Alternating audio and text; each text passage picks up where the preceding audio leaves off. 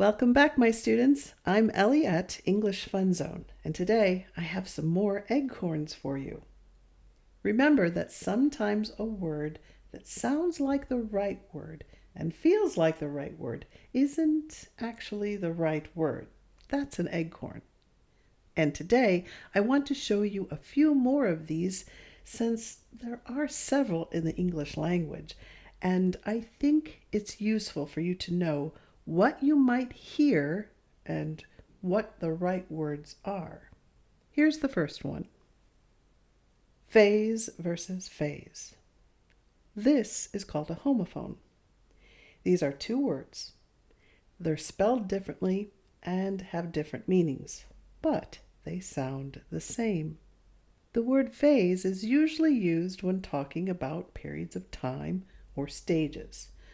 For instance, Lisa's fascination with rap music and dressing like a rapper was just a phase. This means that she only did this for a period of time.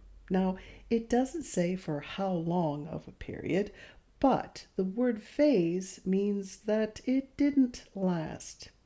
This word phase, Phase, is often mistakenly used for the word phase, Faze, which is something different. For example, phase means to disrupt.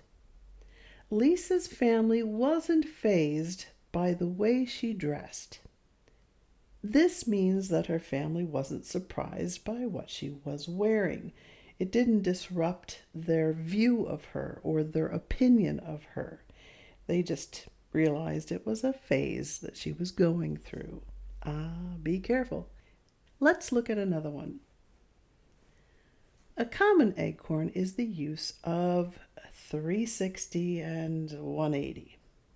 You might hear someone say, I made a complete 360-degree change in my life. Well, that's not right.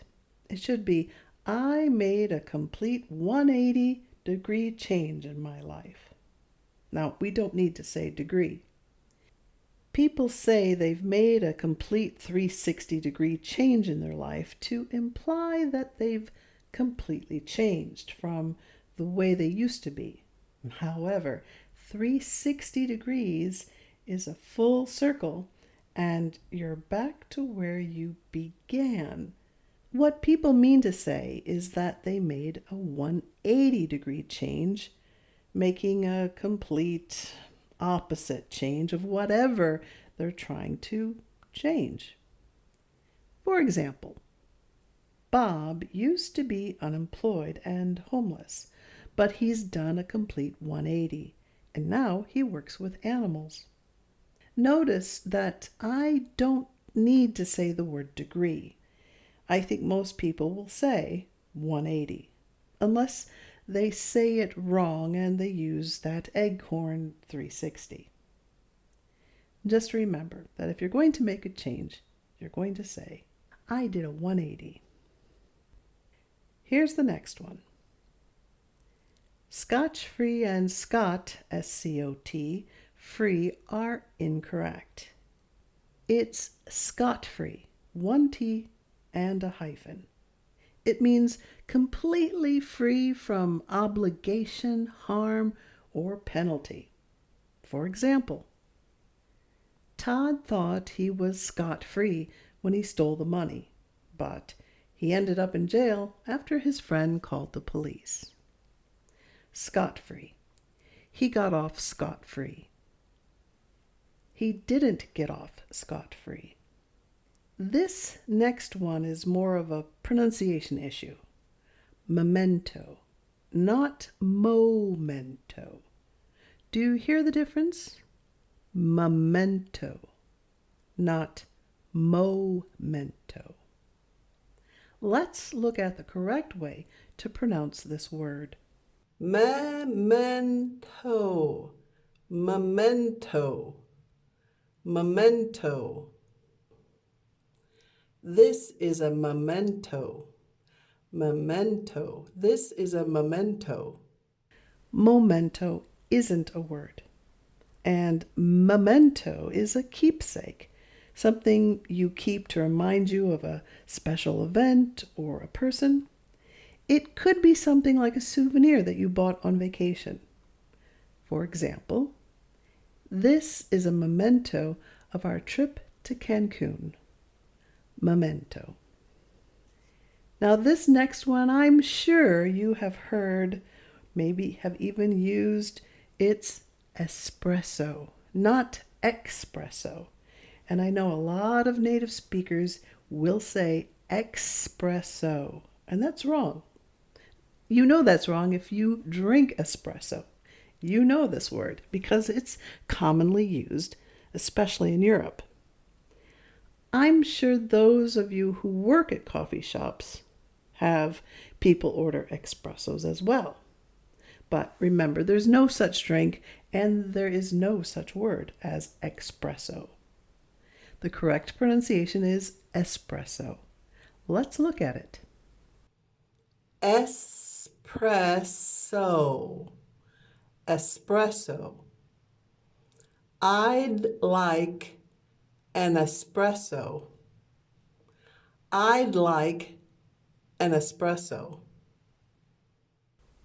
So, if you want to order one, you should say, I'd like an espresso, please. And the last one for today is, what's your guys' opinion? Versus, what's your opinion, guys? If you go to the US, there are people who say guises, which isn't a word and it isn't correct. Guys is a plural form of guy, and guys is used for both men and women. It's also informal. The word guys means everyone. You could say, what's everyone's opinion? And informally, we might say, what's your opinion, guys? I should also say that y'all is used in southern states in the US, which is the same as guys. For example, what do y'all think? What do y'all think? Let's look at that. What do you guys think? Guys. What do you guys think? What do you guys think? Y'all. Y'all. What do y'all think? What do y'all think? What do y'all think? Okay, my students, that's it for today. Please come back again next week because I'll have another video for you. It won't be a podcast, and I'll be back from my vacation, so it'll be a regular video. I really hope that these 2 podcasts that I've posted on Eggcorns will help you to know the proper way to say these things and recognize them when you hear them. Okay, my students, thanks for listening and for watching, and until next time, please keep practicing. Bye.